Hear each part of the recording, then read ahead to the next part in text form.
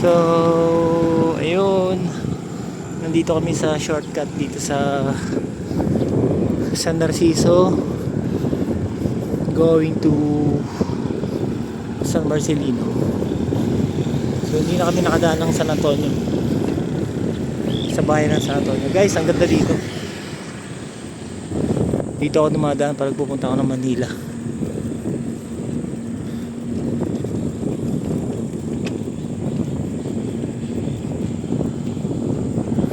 Kasi malawak yung daan.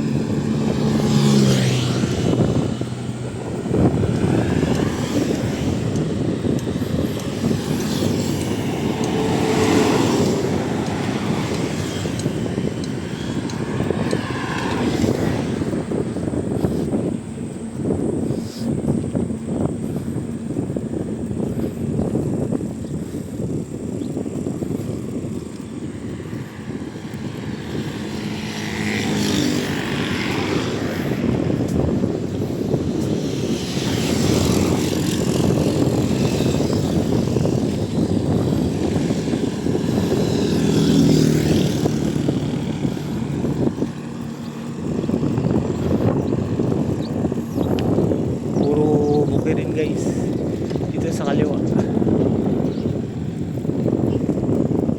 dito yung tinatawag na New Zealand dito sa lugar ng San Marcelino.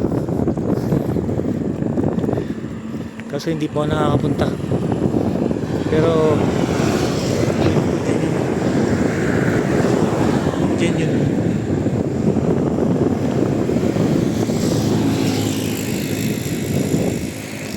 Park na yan.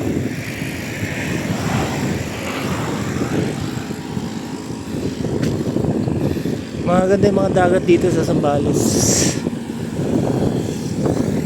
Minsan ipapasyal ko kayo sa mga falls. Gaganda dito. Wala pang time eh.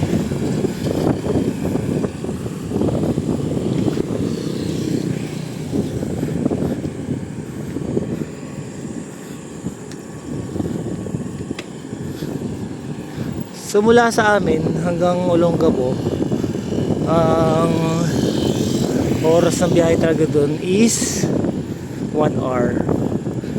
So pag for example 4 wheels or motor, itong ganitong bike, hindi ko lang alam kung kakayanin namin na 1 oras. Kaya ba natin 1 oras mula Olongapo hanggang sa atin? Hindi. Mga ilan? 2 oras. So yun,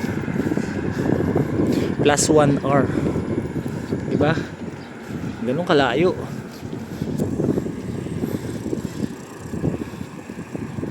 Parang nagbiyahe ng Marcos Highway to Marilaki